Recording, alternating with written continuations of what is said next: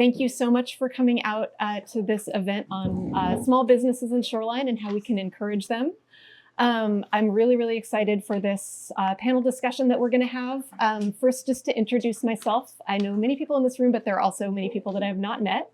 My name is Lorah. I'm the lead organizer of Urbanist Shoreline, which is a brand new all-volunteer community organization that does learning and advocacy together for policies that make Shoreline more livable.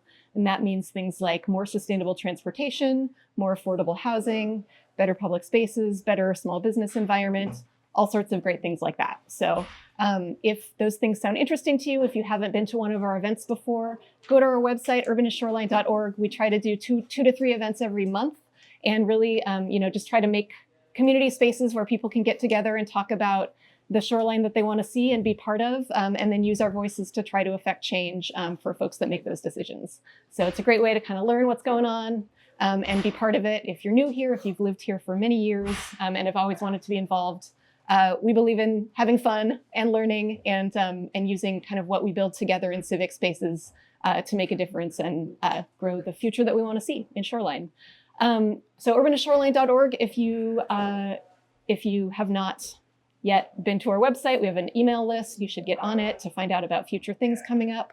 This is the first event that we've done around small businesses, and there has just been a tremendous amount of interest. Y'all are the lucky ones that got into the room. We had like 25 more people on the wait list. So really, really good kind of feedback already that there's like a lot of interest in this topic. So we'll definitely be having conversations like this in the future as well. So once again, thank you very much. And just a note about what's going to happen tonight. I'll have our panelists introduce themselves.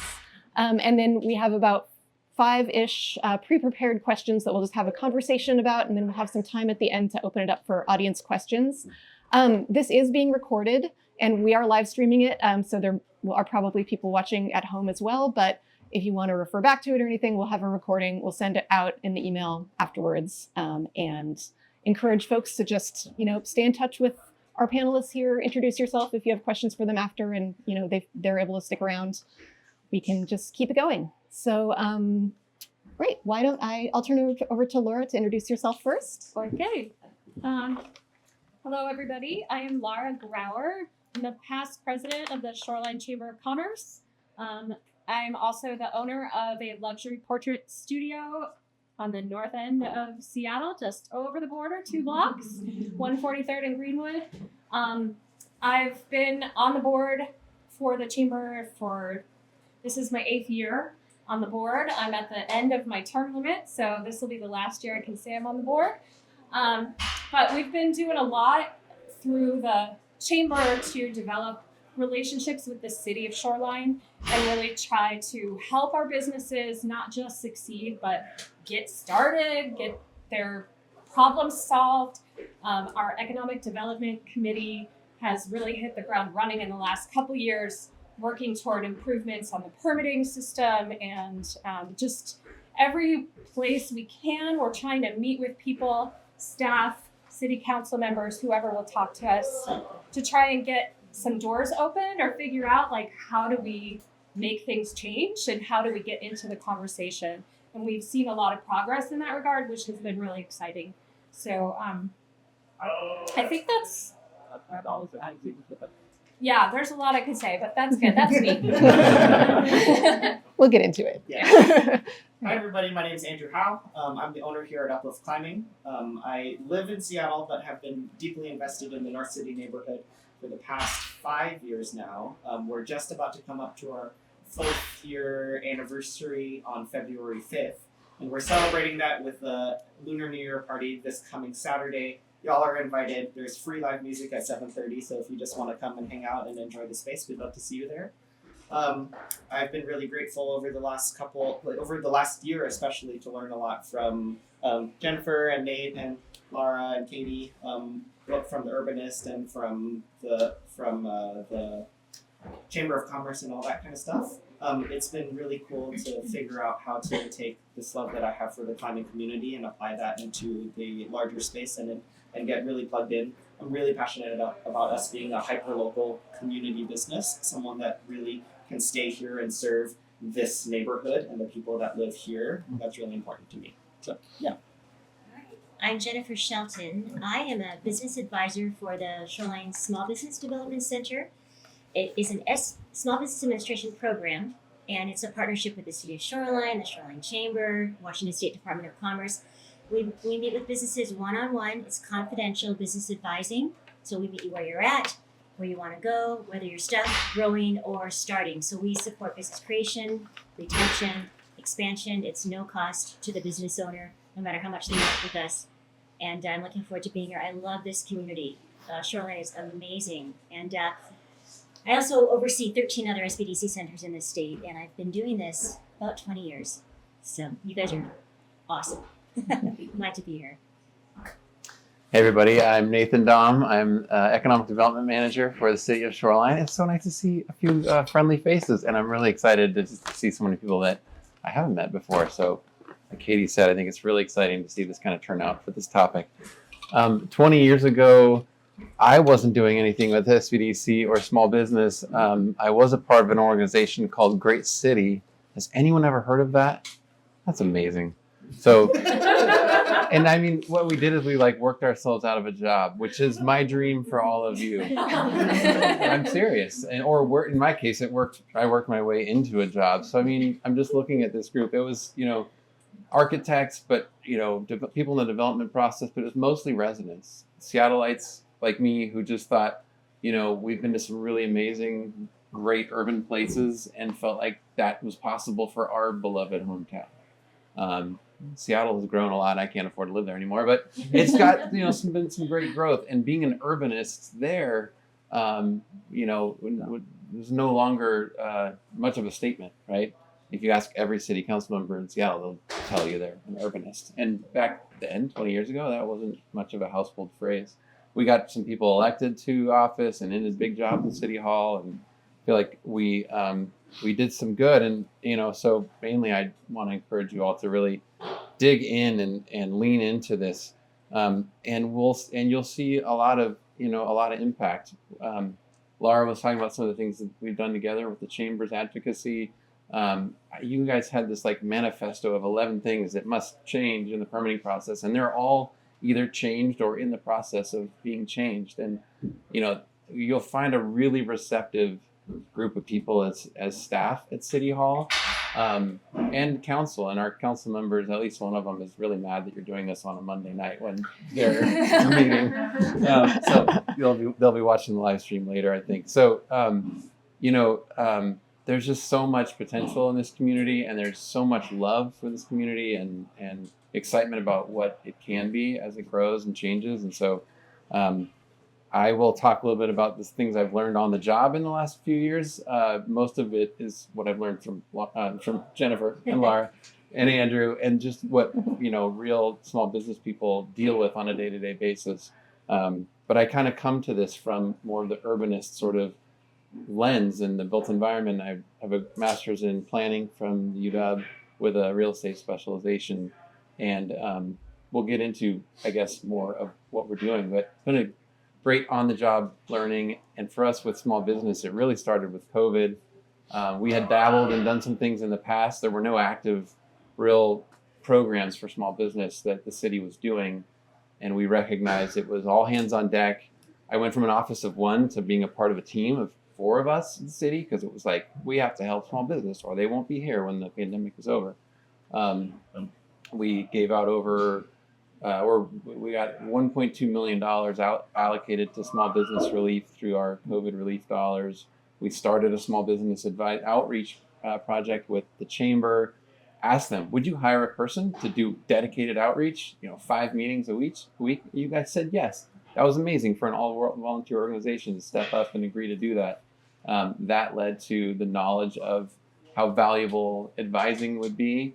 And if Jennifer wasn't here, I would probably just spend the whole hour talking about all the stats, because they're really impressive. On the SBDC, in the advising that they do, for every dollar that's invested in that, it generates 5 tax dollars, not just 5 more dollars of that company's, but just the tax revenue that comes from it. So that's one that's like a no-brainer, and I think an opportunity for us that I'm sure we'll talk about that.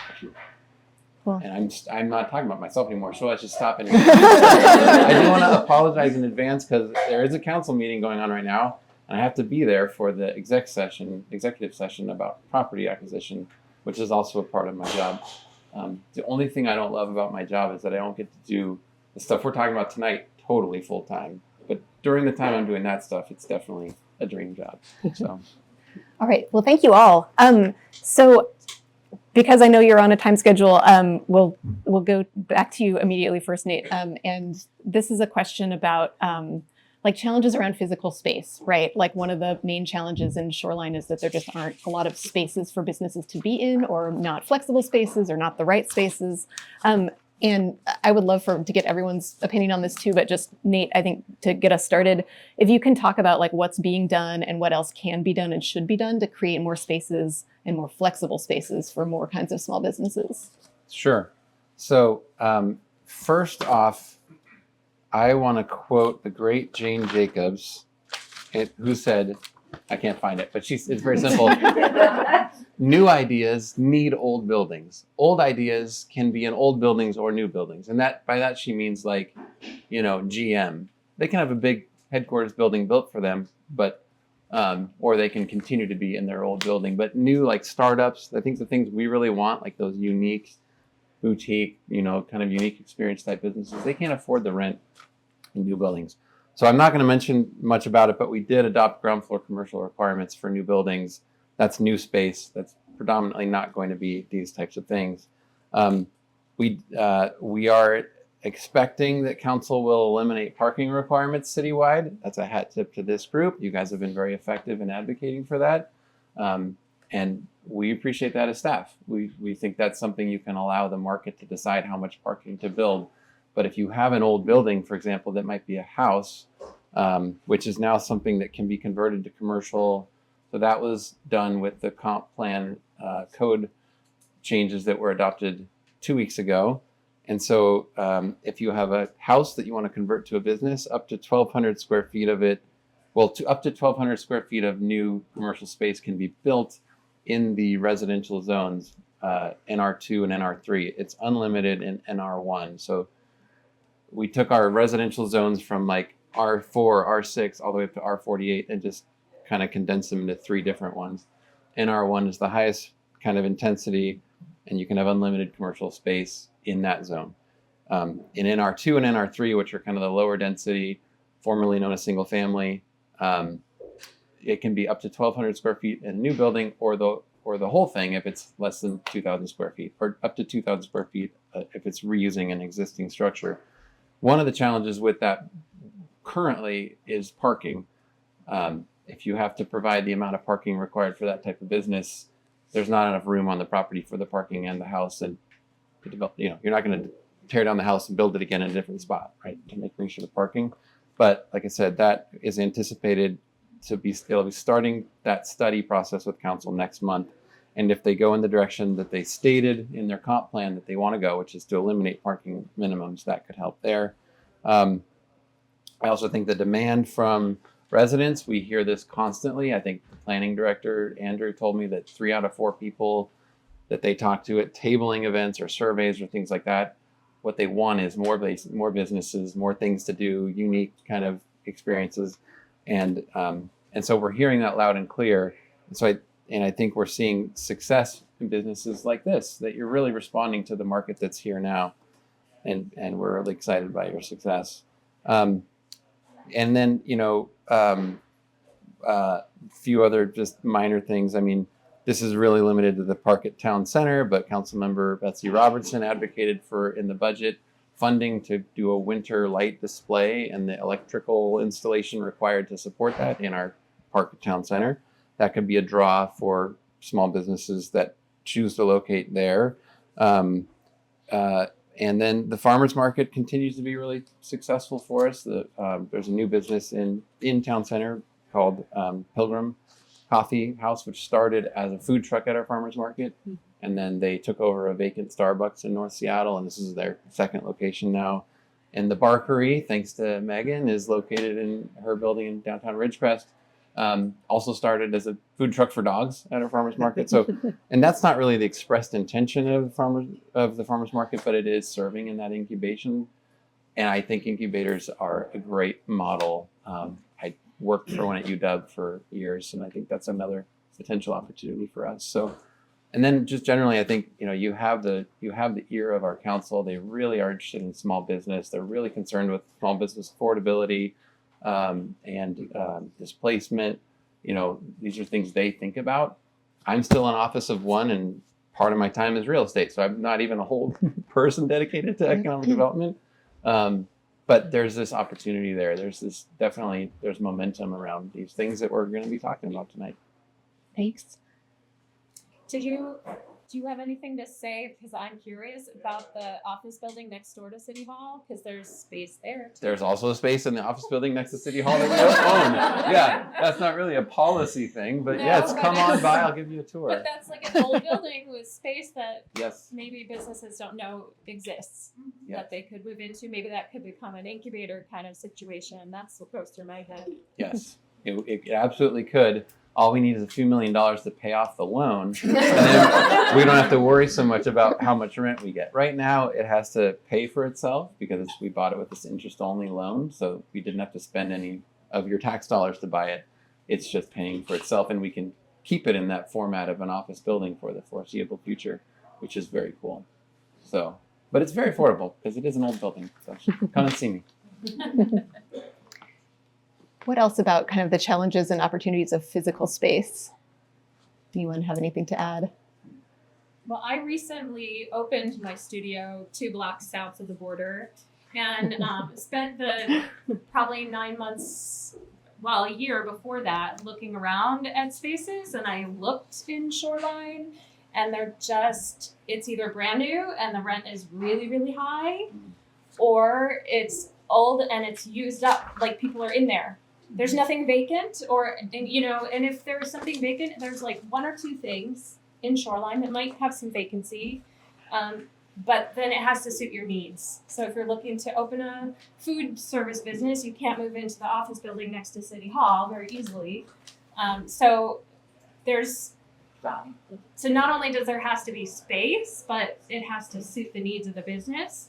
And making that match up is a big challenge, I think, for a lot of places, because you're not just looking for an empty box to sit in. You need certain things available. So I think that's a big challenge in Shoreline. And I'm excited that they're working on getting all this turn a house into a business stuff to a point where people can actually start doing that, because that's been challenging for kind of a while. So. Yeah, and I can share some of that experience for our building here. So my knowledge is mostly around climbing gyms, right? So I can't speak to photography studios or restaurants or anything like that. But unsurprisingly, in a climbing gym, you need buildings that have a certain amount of height to them. And then you also just need a certain amount of square footage to be able to serve customers at a capacity that you need. And the truth is that buildings like this that we're sitting in right now simply aren't being built anymore. And they simply don't exist within neighborhoods in most urban locations. So it's really important to me to try and find a building that was somewhere where people could walk to. So a lot of the other climbing gyms that are in town are in places like deep in the International District and industrial areas, or they're out in Inner Bay. They are drive-only locations. And I'm really proud of the fact that this is a transit-serviced location, and most climbing gyms aren't. So that's it took us almost 2.5 years to find this spot, and it was just really lucky that the timing worked out and we were able to occupy it. But when these spaces keep on disappearing, part of the challenge too is when you're trying to get into these spaces, a lot of, based on the economic climate of 2019 when I was first scoping for stuff, a lot of landlords aren't really interested at the time in signing really long-term leases because they're seeing an apartment building like the Postmark go up, or they're seeing the project that's just a little bit up the street, and they say, well, why would I want to lock someone into a 10-year lease when maybe in 3 years I'd like to tear this down and redevelop it? So having requirements like first floor retail is really valuable for getting old ideas into these new spaces, but it's much more challenging for a new operator to go into spaces that are built and brand new.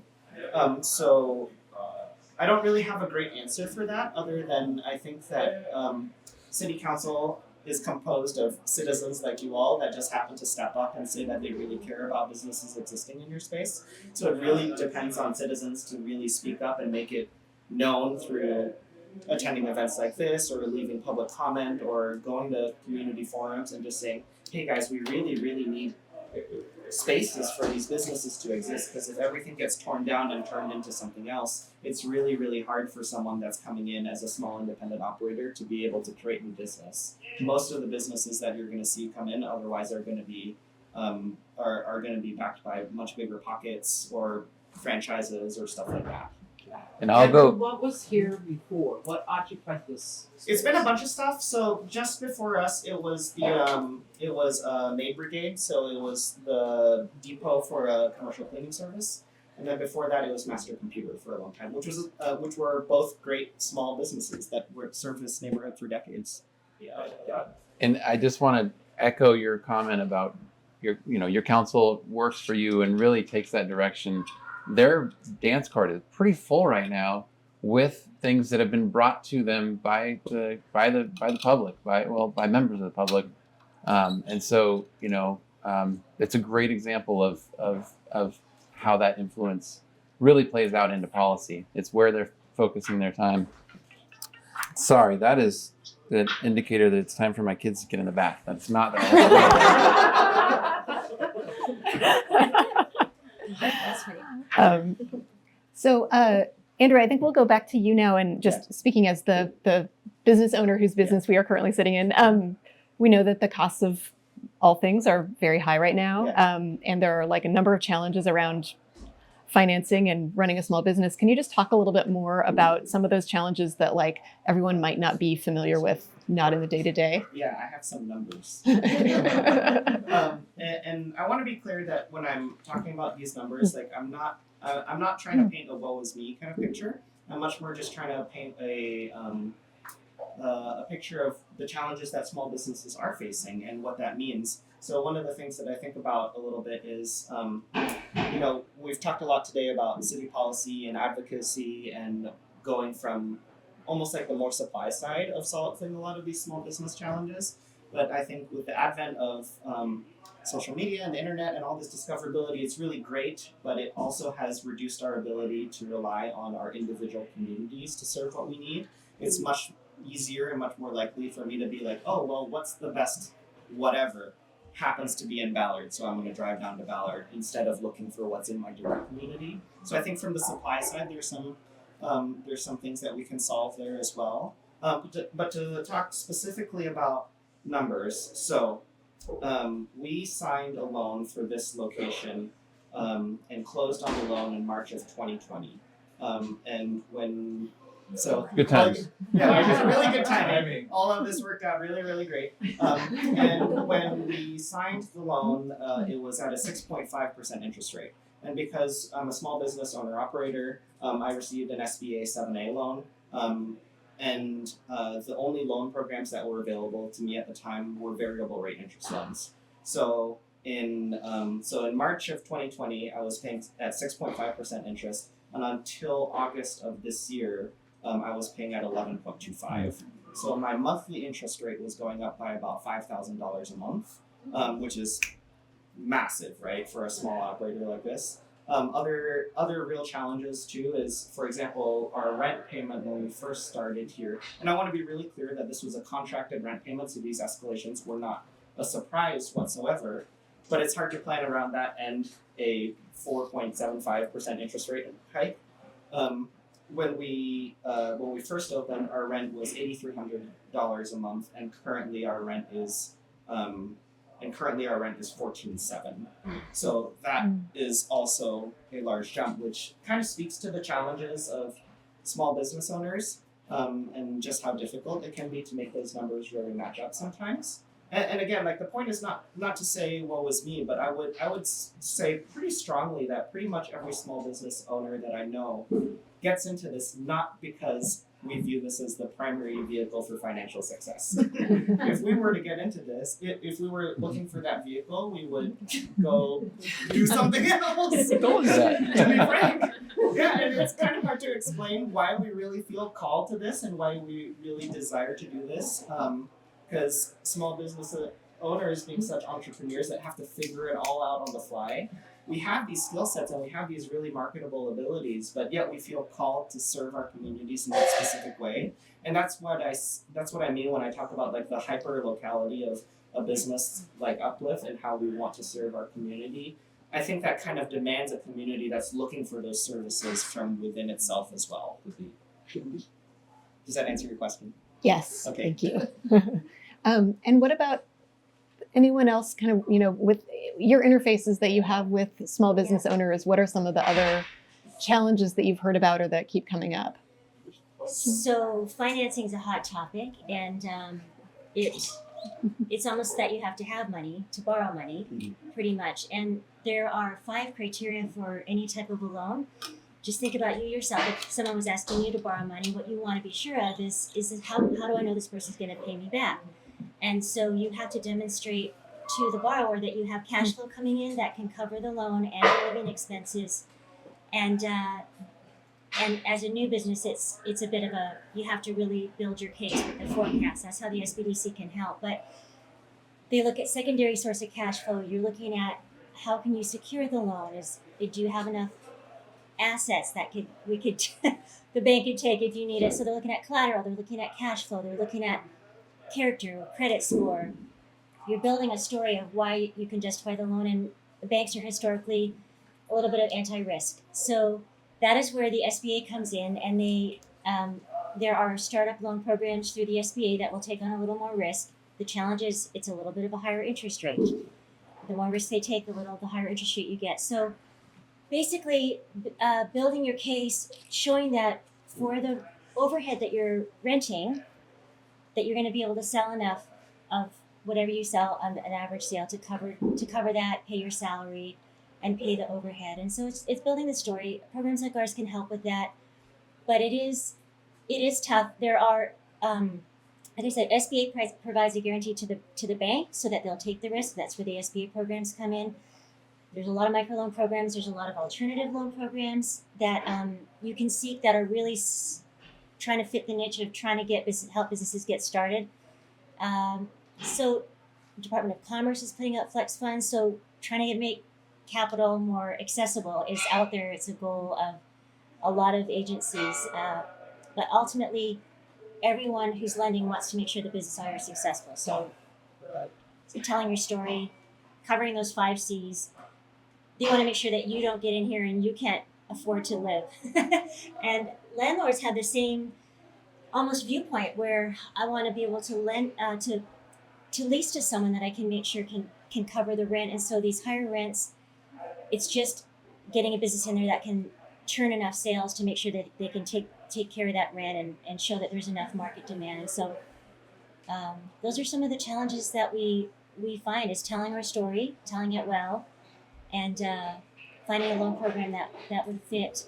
That cash flow is really a key, I think. That's the food that feeds the business's body, as I always say. So that's something to think about.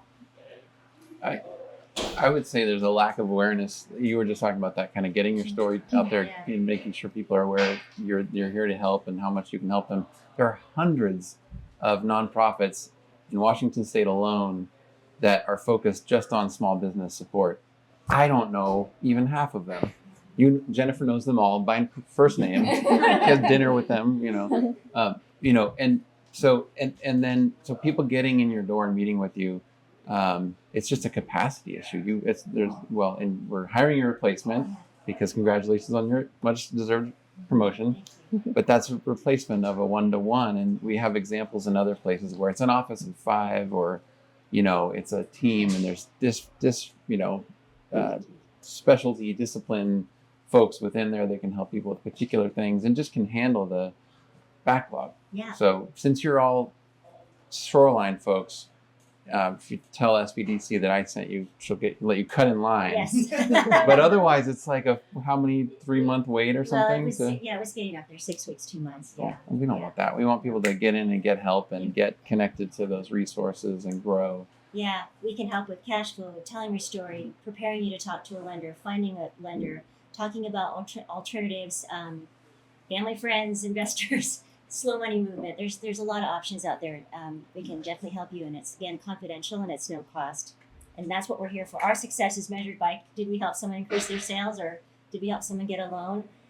So we're really dedicated to working with folks to get situated and think about a model that works.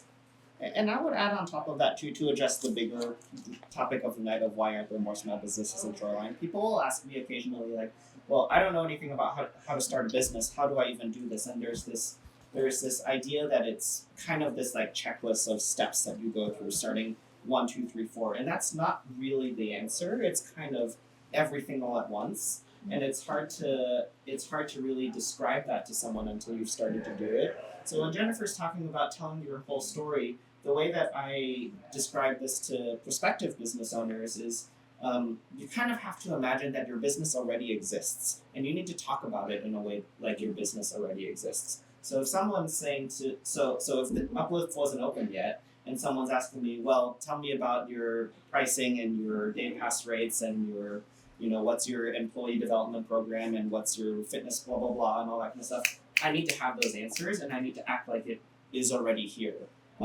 So unfortunately, it is a little bit of just like make it exist out of thin air. And then you go from that storytelling and then you pull on those individual threads and start to figure things out where it's like, oh, well, this train of thought around asking me what my lease payment looks like makes me figure out what my, property management costs are, and that leads me down a rabbit trail and fleshes out that part of the story, That's also what it's like to start an advocacy organization.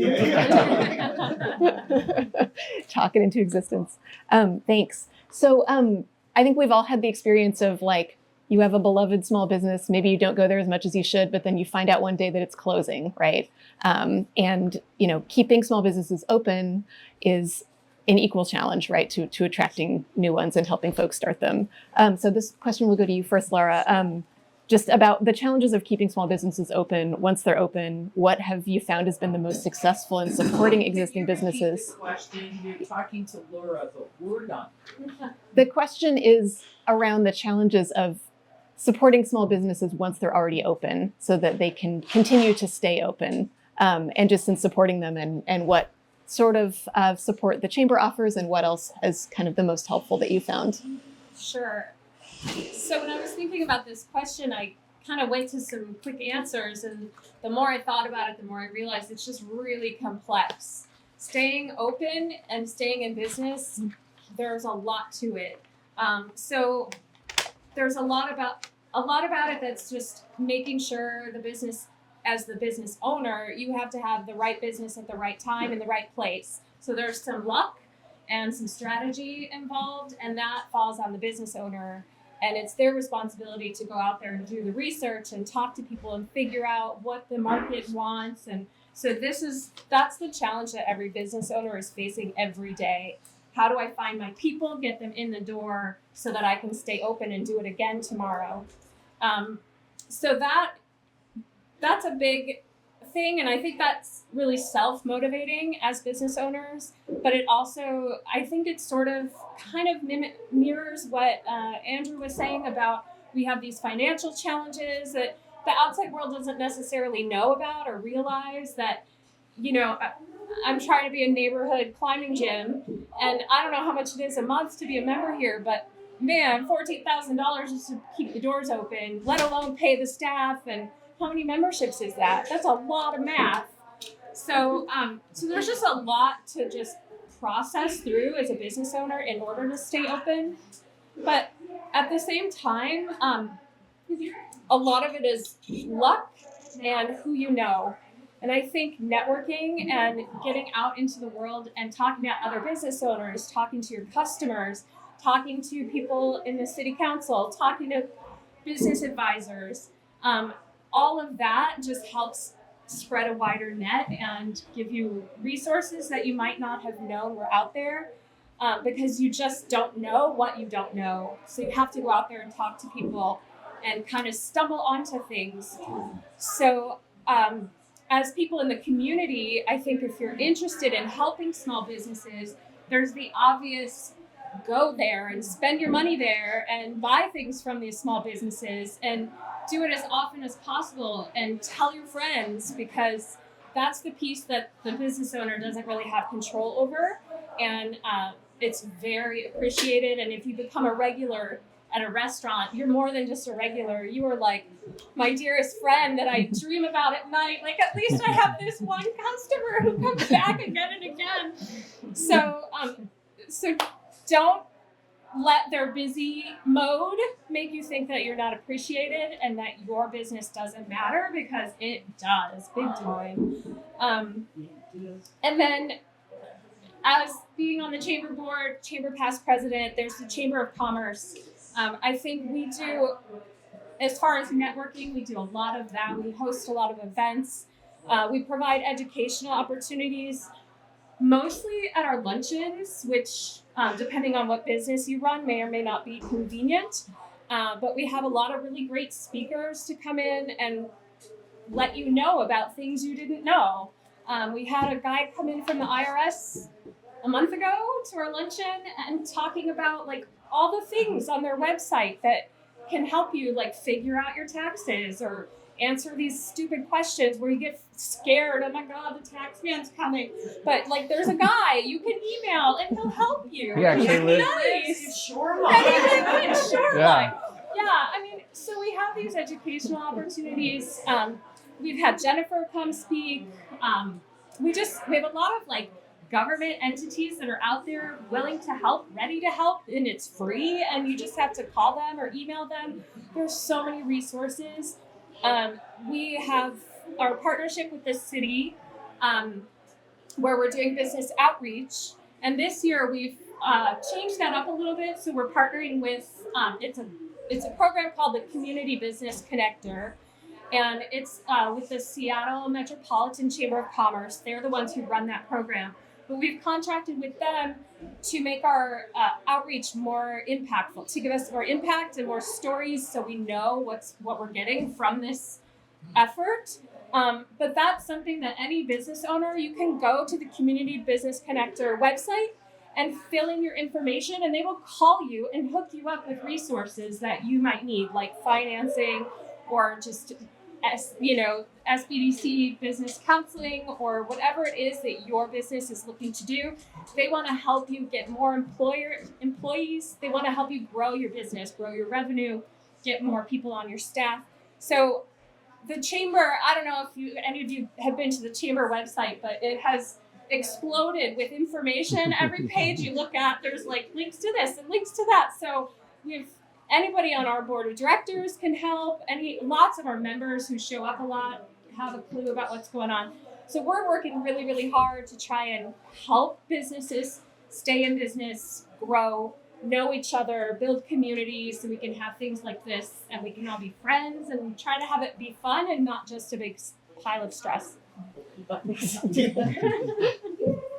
Yeah, I would say, sorry. I would say that being a small business owner, as many people in this room know, can be an intensely lonely activity sometimes, because you hold it all, right? Like Lara was saying, you hold the rent payment and the trying to get the customer in and trying to find the product and all that stuff at the same time. And it's really hard to pass that on to anybody else, employees or otherwise. So I am intensely grateful for organizations like the Chamber and the SBDC and the Development Council to really help provide that space to be able to offload some of those burdens, to say, hey, I'm not the only guy that has to solve this problem right now. Other people are also facing these problems. And I would also say, from the other side, one of the things that we really, really, really crave is that customer feedback. So when Lara's talking about going out and meeting people in the community and finding out what they need, that requires people from the community being available or patronizing these businesses and providing that feedback. So when we say vote with our dollar, that's so, so important. But sometimes vote with our words, tell people how can this business serve your community better? An example I would give is like, if you walk into the bookshop in Ridgecrest and you look around and you say, hey, this is really cool, but they don't have what I want, maybe I'll go buy it on Amazon instead, I give it a 99% chance that they would love to order the book for you, and it'll show up a week later instead of the next day, but you'll be serving that business right in your neighborhood. We're speaking about retention, and so from my experience and perspective, I'm going to talk maybe about three, four things. The first part of retention that can come up is a business owner running out of cash, and it can be simply because like a budget is the remedy for this, like thinking through a budget, but there's a lot of excess cash during a certain season, and they invest in a tangible asset, some tenant improvements, come some decline in sales in a different season, and all of a sudden they are in a really tough cash flow cycle. And when they're in that cycle, you can't borrow because you don't have the cash flow to justify it, or they don't have the cash sitting there to use as a contribution towards one of the loan requests. So they get in that cycle, and then it's a real struggle not to lay folks off, or now I have to hold back on growth, or like that's number one. So budget's the remedy. Number two is understanding your financial statements. I preach this a lot, but it's very valuable to really get that small business financial education so that you can know what's going on in your business, so that you can manage it. A lot of folks don't know what's going on, and they can run into a retention struggle that way. Number three is what Lara and Andrew were talking about as far as the sales go.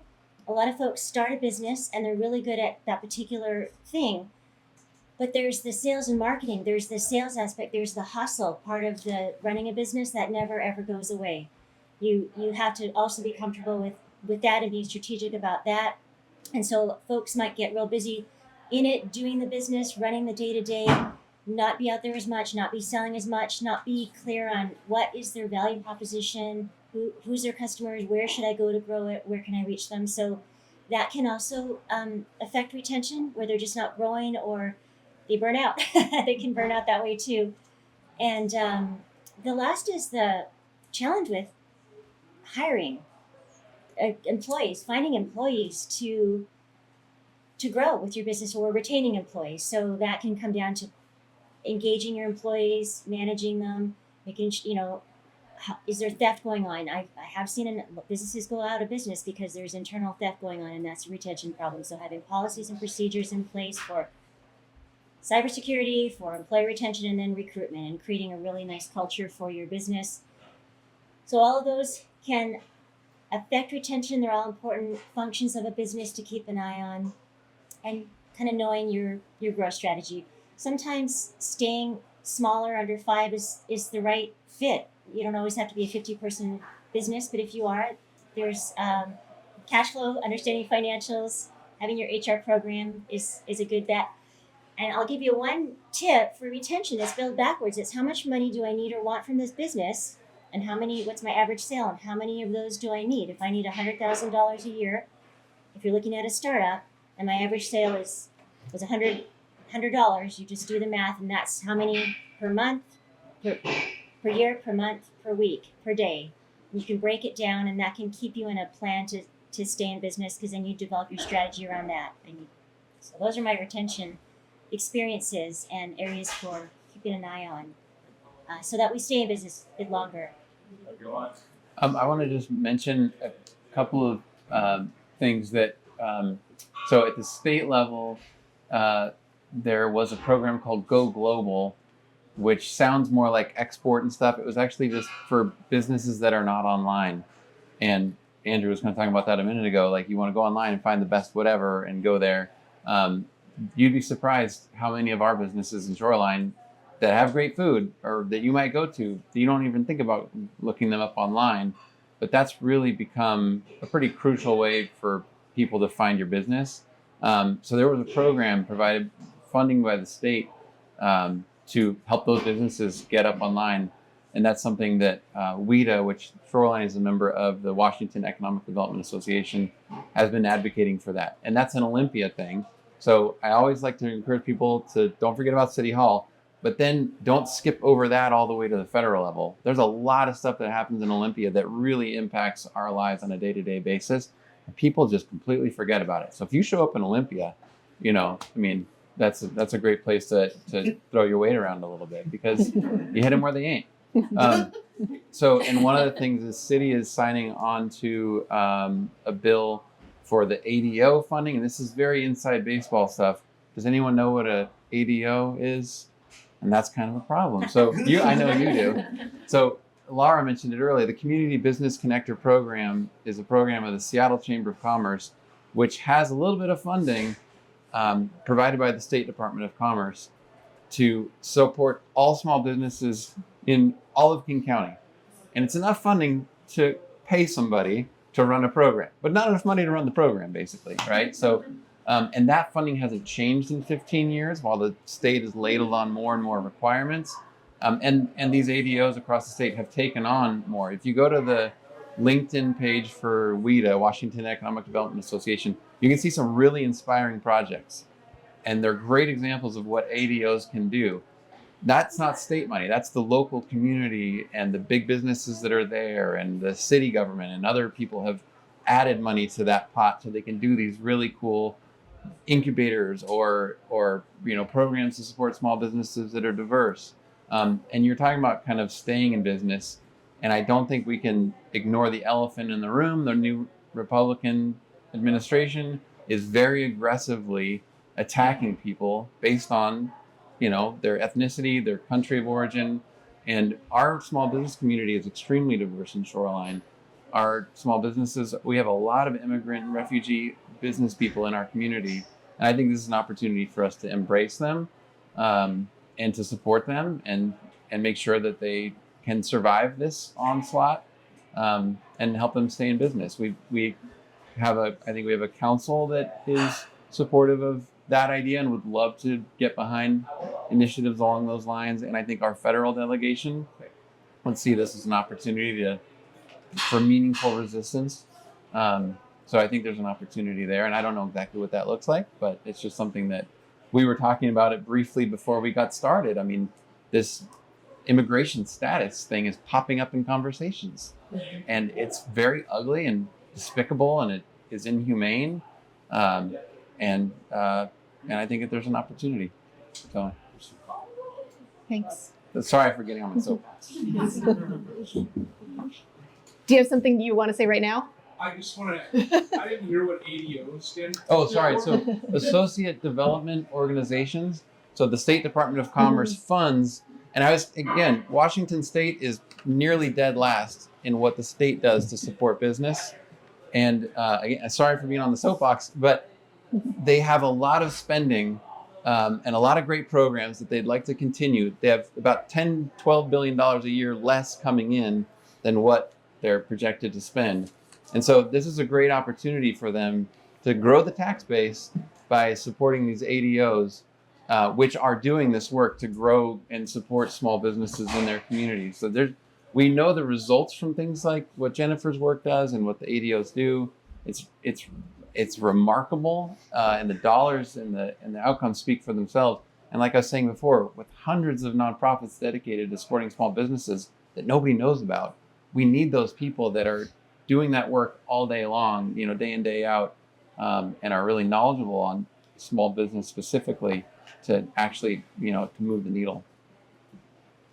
Great, thank you. All right, we got a couple more questions. The next one will go to you first, Jennifer. I think interesting. It's interesting to think about, the problems challenges that we have here in Shoreline, but then, what can we learn from other places? So, are there examples that you can think of policies or support services or anything that have worked well in other places that we could consider here in Shoreline? So, from my perspective in the work that I've done over the years, there are models in other cities and in other counties that we could do here. So,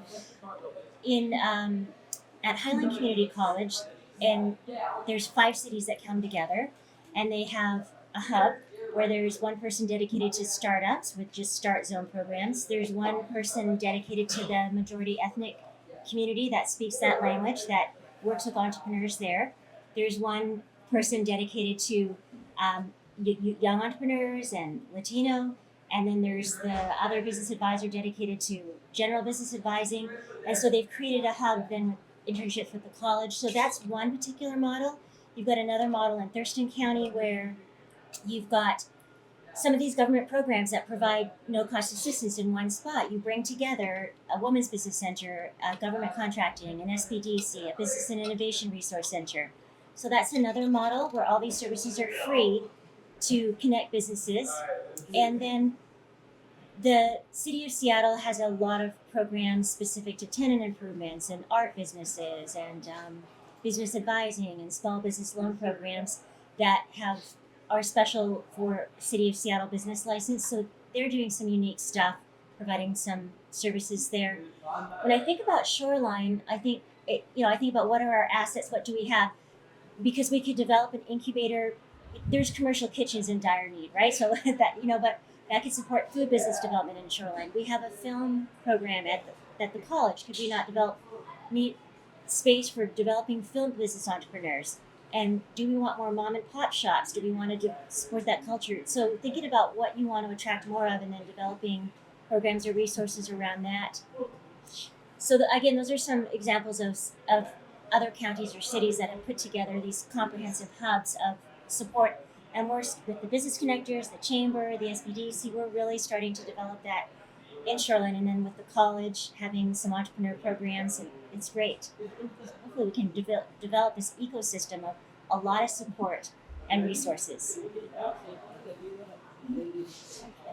Anyone else to add? I mean, there's lots of examples, that you can just pull from all over the place.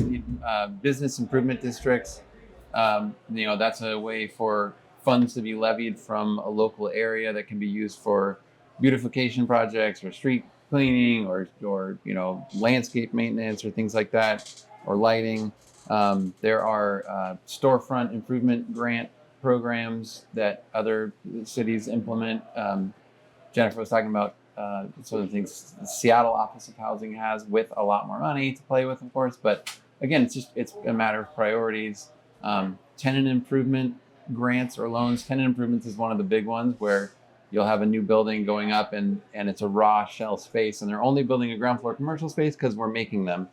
But there's nothing that says they have to give it away at a certain price point, right? Or have to put in the hood for the kitchen or put in the grease trap or the things that a restaurant might need. And so those tenant improvements can be really costly. And so other cities have approached that with funds to support that. I mentioned marketing before. This is probably wildly out of whack for us because we don't really have a big hospitality sector.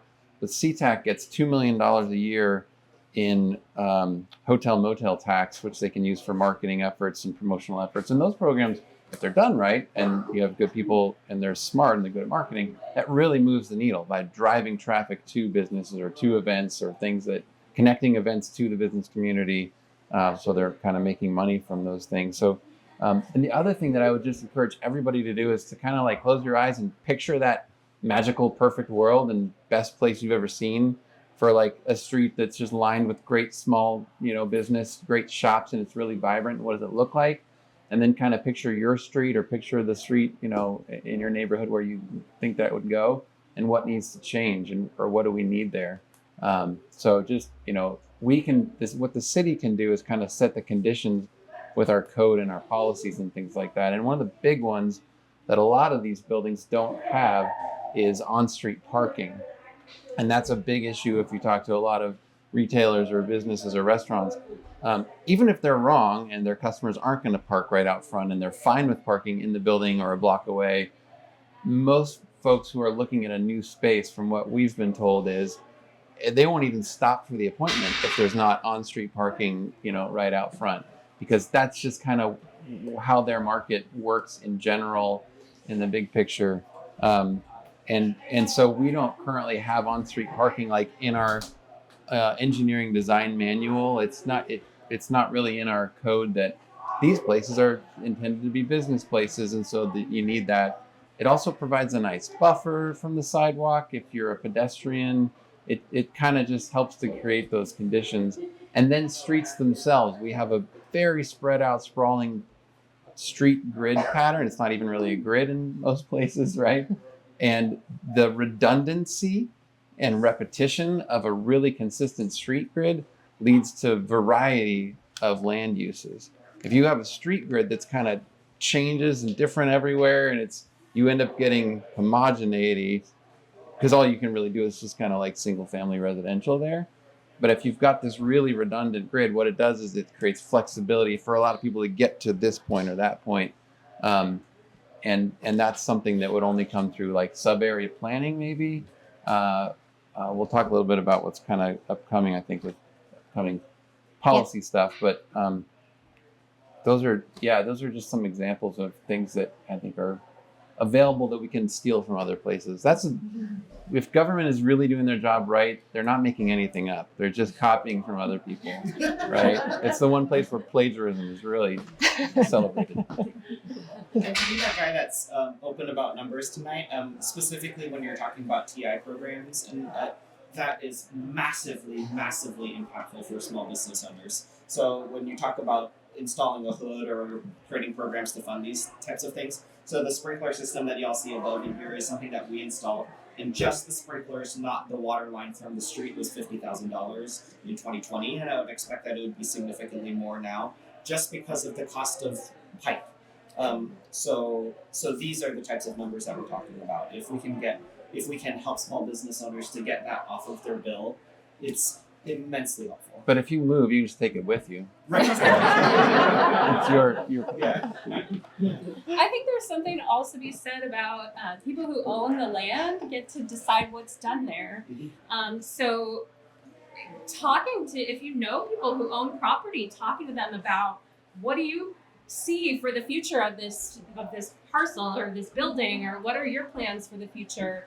Because maybe if they start hearing that this is what the community wants, maybe they'll start looking for those businesses or trying to make the neighborhood better, as opposed to, I'm just gonna invest here and make a few bucks and tear it down and build an apartment building and sell it off or whatever. If they start talking to people in the community and hear what's newly wanted, I don't know, I've met some of the landowners, not all of them obviously, but some of them have owned property for a very long time, and so they feel like what they've got is what it should be. And maybe just some discussions with people about how are you going to develop your land, what's the future hold, could just start to crack some doors open and new opportunities for new businesses, small businesses, to come and make a home in a neighborhood that's wishing for it. So, Can I give an example? Yes. We have time? Yeah. So very specifically, again, in this neighborhood right now. So the land that we're sitting on is land that's owned by my landlord, and we would love to be able to purchase this property eventually.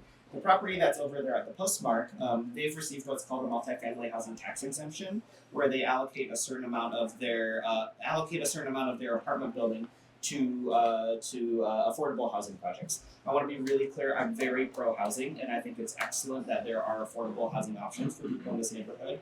That tax exemption allows that building to be taxed for just the value of the dirt and not for the value of the improvements. So the postmark for 2024, their tax bill was on a $7 million land valuation. It's worse. If they had any commercial space in it, they would be paying the taxes on the commercial part. Oh, really? Yeah. It's only the residential. So they're taxed on $7 million of land value, as opposed to us here, we're taxed on the full land and improvement and building property value here. So there's a really kind of like ass backwards kind of tax burden that's placed on small business owner operators because of that.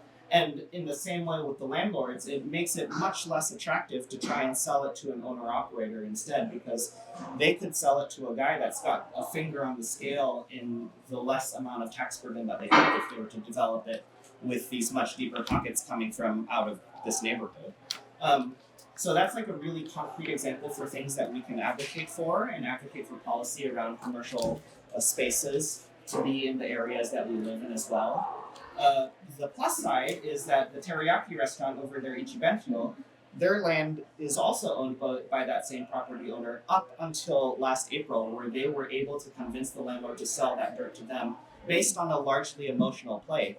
When they were able to go to them and say, hey, we've been here for 25 years and all y'all have been eating here for forever and we would love to continue to be here, and they were able to successfully convince the landlord to sell. So this works, like it 100% works.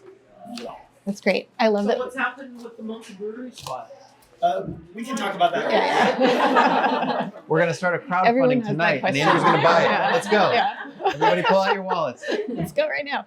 I love that we're starting to get really concrete and talk about what are the things that we can start to advocate for and start to do, and knock on people's doors and bully them into opening a coffee shop, which I'm totally going to do. Just Yeah, asking. just I mean, there are people too. Just planting the seed. Yeah, totally. And the last question that I have for everyone that we've started to anticipate already is just the sort of like, what can we do about it part of this, right? Are there policies coming up at the city level that we can be pushing for, that we can be showing up? Are there other ways that we can support small businesses besides just going there and patronizing them? Just like where can we take this energy and put it towards, making the changes that we want to see?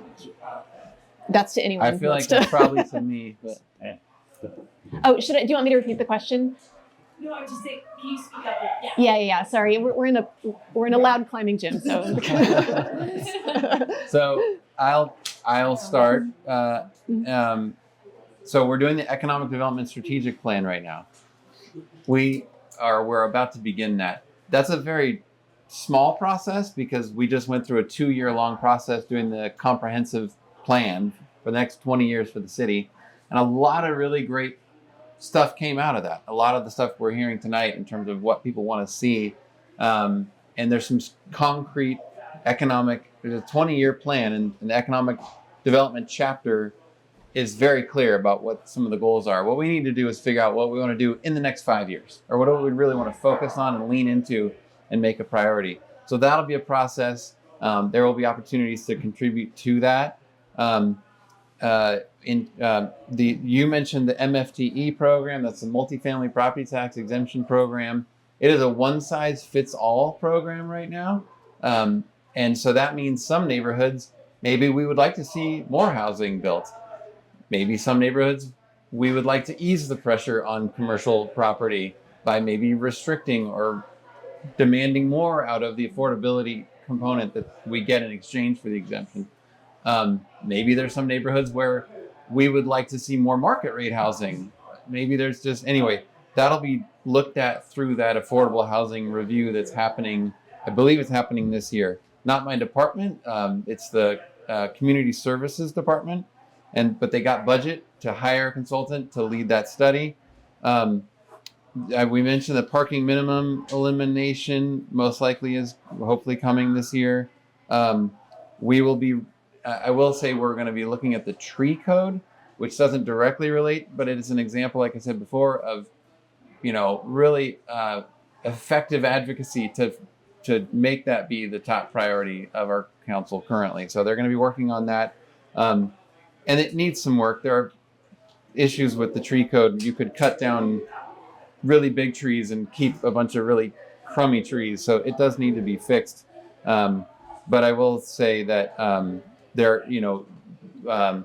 they adopted cottage housing code with some, our city did, with some requirements for tree preservation that were more stringent than anywhere else in the city, which basically made it infeasible to do the cottage housing because you would have to sell a very small, place for over $1 million, and they're just compared to bigger houses that are existing for sale for less than that. They adopted those citywide in the comp plan process, so that is going to have an impact on development. The station sub areas, so the light rail stations are these sub areas that had a planning effort that was done that changed the zoning and identified uses and all that, and now we see some development happening there. Those are hitting the total amount of units that was studied, and so that needs to be looked at again and do some estimates on more units coming and what will the mitigations be and what's going to be required. So that'll be an opportunity to start to look at, okay, what did we miss last time? Like, for instance, if there's no streets between 180th and 185th, maybe we are missing something there. Like, we didn't get to that level of detail with those sub-area plans. On-street parking or sidewalks, or the things that we think we need could be addressed through that. The batch code amendment process is an annual thing. So we just went through the comprehensive plan update where we just rewrote the whole city plan. They also every year take things that staff identifies as sort of housekeeping things or things we've heard council wants, so we write code changes to get those things, or they are publicly submitted. Everyone in this room and anyone is welcome to submit a proposal to change the city's land use code and comprehensive plan. The chamber proposed something for site design requirements last year, so those will be considered I was told by the planning director, later this year after they get through all the tree stuff. But that change was specifically to recognize that on small lots, when there's new construction, yes, if there's parking, it needs to be buffered with a 15-foot landscape swath, and it needs to block car headlights from going into the living room of the house next door, and all those things are great. But if there's already a little house on a little lot, there's not enough room just geometry-wise for all those things. And so council adopted something called adaptive reuse code provisions to allow those existing properties to work with what they have and have alternative paths for a different kind of compliance. But they said it doesn't apply to previously residential. And so the chamber proposed a code change that would allow those formerly residential houses to turn into a business with that same alternative path. That'll be discussed this year. That would make a big difference, because right now you just can't fit the business and those things on the lot the way that it's written, because it's really written for new development. Clear the site, build a new building, and you have to do it like this. Furlan's Way is a funded street redesign process. That's very location specific, but that'll be something that potentially has an opportunity to consider, at least in that neighborhood, some of the things that we're talking about here and things people want to see. What else is going to be happening this year? The holiday lights seems like relevant. Yeah. The light display. Just because I think there's some conversation about having maybe a day where it's like the big reveal and then maybe some little booths and shopping, like a farmer's market situation. None of that's set in place yet, as far as I'm aware, but that is part of the vision of making it a fun. She's the past president now. She doesn't have to worry about it. Kevin's going to make all that happen for us, right, Kevin?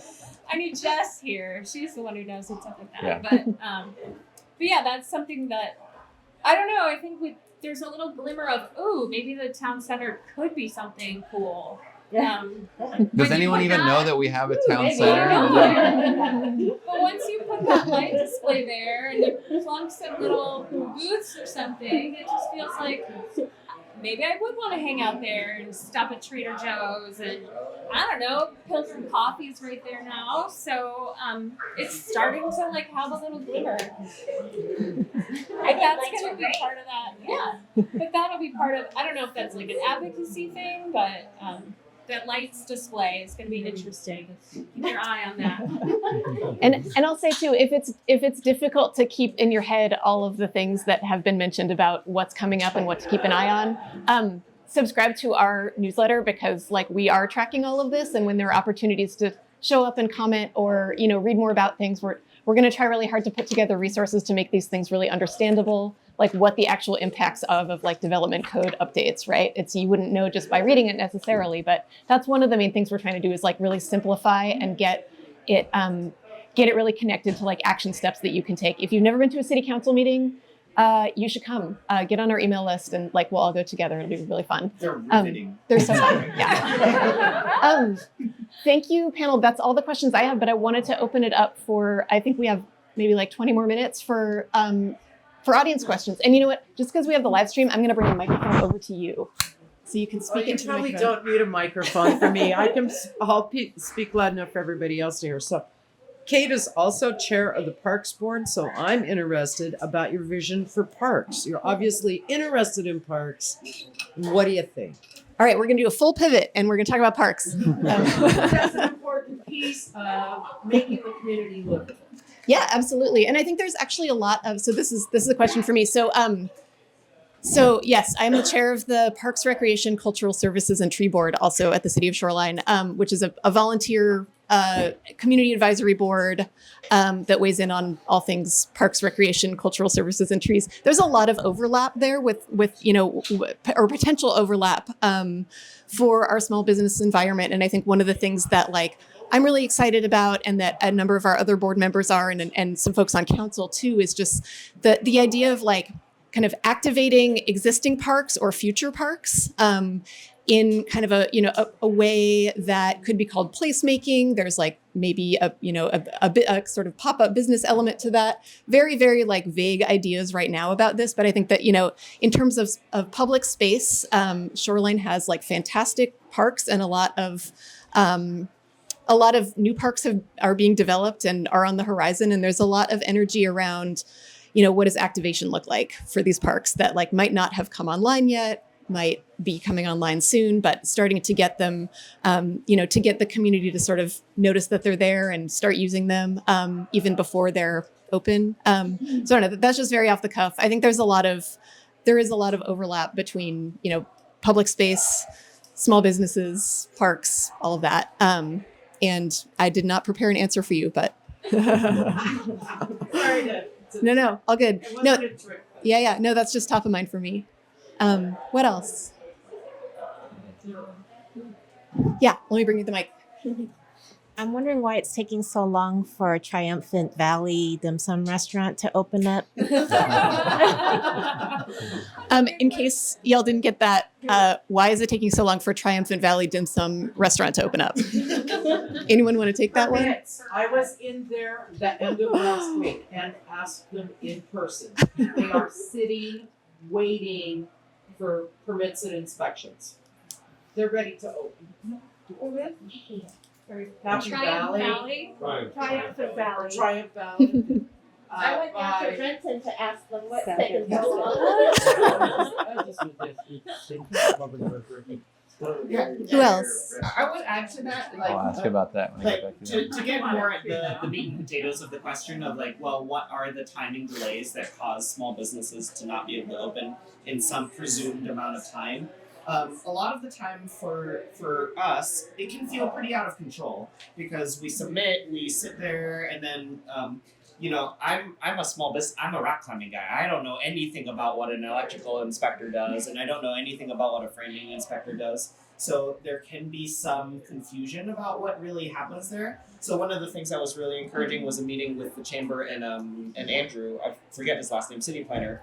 A while ago, and he was talking about upcoming improvements to permit tracking processes, which for us as small business owners are incredibly valuable because now I can go to a dashboard and understand a little bit more of what's actually happening during my permitting process, which allows me then to communicate to the public and my customers, no, we're delayed because of this, or I can have a more accurate estimate. It does take a lot longer often to get started because of all the inspections, and then you've got the King County Health and food, and you've got L&I potentially, depending on what type of business. But there's a lot of alcohol permits. There's a lot of moving parts. It can be out of control, and you're ready to go, and you can't wait to you can't open for 2 more months. You're waiting for this inspection. You can't hire till you do this. The counter's in the wrong space. So budgeting for that is helpful in the creation phase, but it is part of doing business, and it's like that in every county. It is that way. But it doesn't happen that way. It can be all organized better. It could. It could be something we could continue to advocate for, and feel which you guys have all done such an amazing job at here in Shoreline with the permitting streamlining. Fantastic, yeah. Yeah. Other questions? Yes. Here. Yeah, maybe this is more of a planning and policy question, but I'm curious how we're thinking about traffic and promoting small businesses. And by traffic, I really mean volume of cars and speed on some of our roads. I live in North City and love a lot of the small businesses. And I live on 15th, and it's a very fast road. And I know foot traffic correlates so much with the success of a lot of small businesses. So I'm curious from a planning perspective, how do y'all think about that? And then how do you think about that for promoting more businesses? That's a great question for our planning and public works staff. But I know that's something that's been looked at and studied and something that the city staff and I think planning commission and council wanted to address at the time of the upgrade of 15th with the sidewalks and everything that was done back in 2006. I'm going to say, I'm looking at Patty. Come on, you know.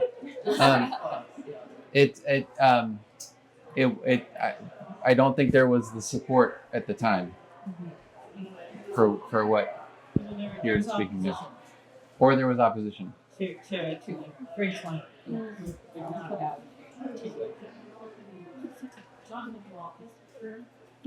Thank you, Megan. I didn't have to say it. I appreciate that.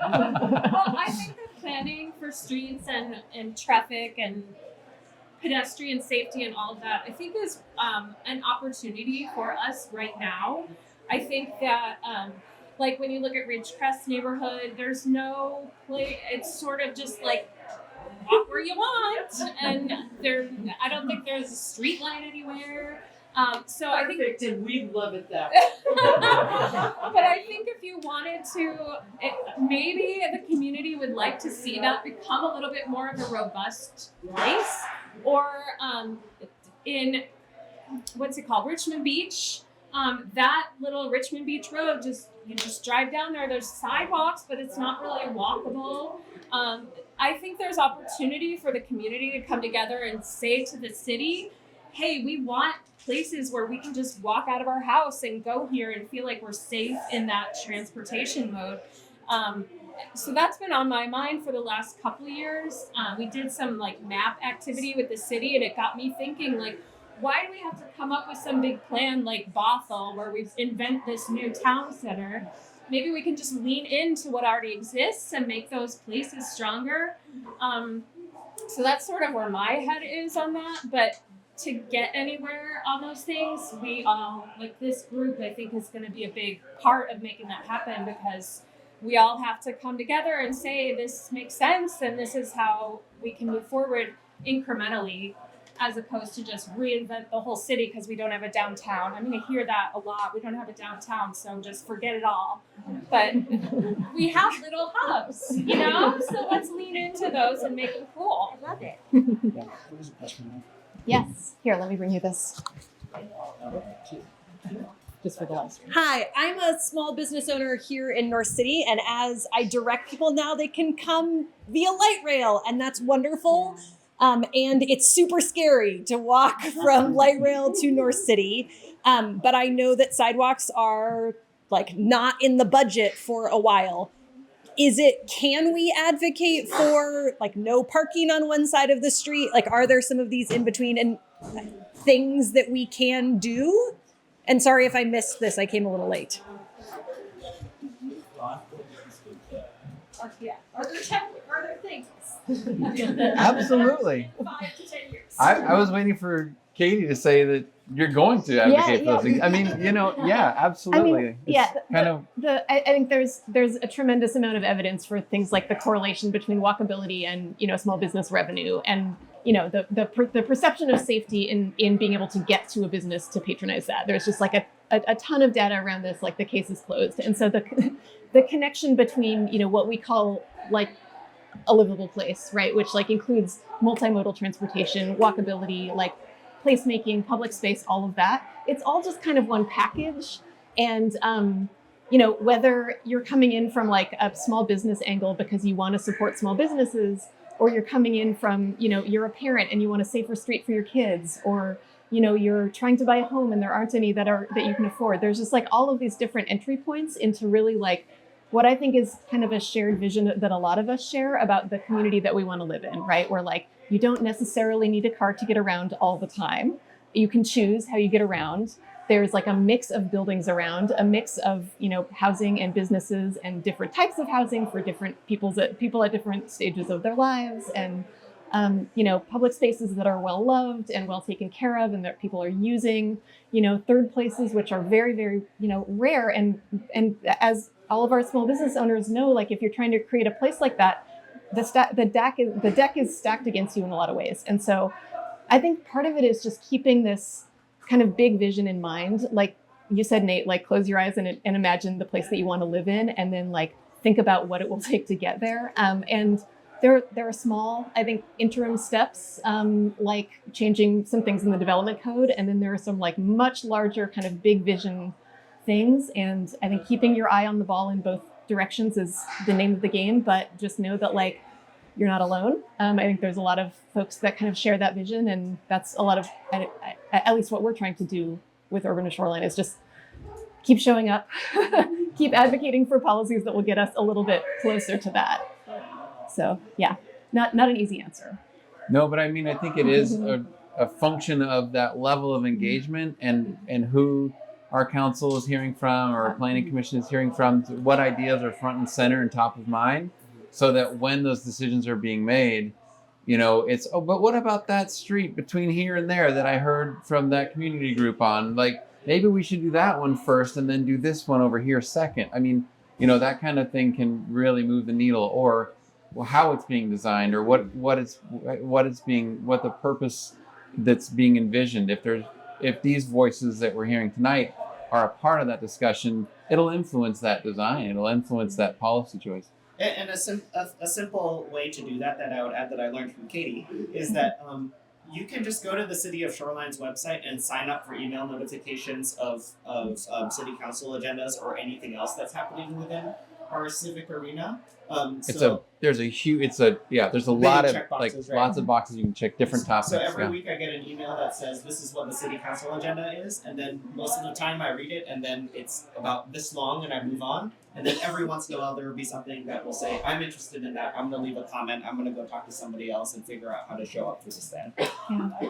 And they really notice that. Council members really pick up on the who's in the room and what they have to say, and I have seen them be swayed completely 180, all of them, from where they were just in the dinner meeting before the meeting to where they were at the end of the public comment. Yeah. So I'll say also just one more thing on this is like, you don't have to be an expert. You don't have to have all of your numbers in front of you. Speaking from lived experience of your own experience as a business owner or living in a neighborhood makes a huge difference, right? Because you are in the experience of space. If you have a dangerous intersection in your neighborhood that you have to walk your kids to school across, like that's something really, really important to, you know, to speak about. And you don't have to have the policy answers. Sometimes just kind of raising the flag is really, really important perspective to have in the room. So like, don't feel like you can't show up because you don't know what to say.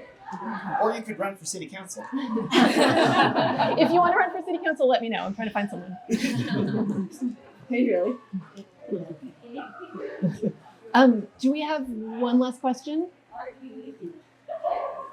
God, no pressure. No. Okay. All right. Well, thank you all so much for being part of this conversation. Yeah. Do you have a question? My plug is that Katie told me to make a plug. We love to rock climb here, and we really believe that rock climbing is the way that we serve our community. So I've got, for the people that are on the live stream, if you go to upliftclimbing.com/shoreline-residents, we have some specific discounts for people that live in Shoreline. We'll teach you how to rock climb and get a full free week of membership for $20. So it's just a great deal to come out here and try us out. We would love to see you all here.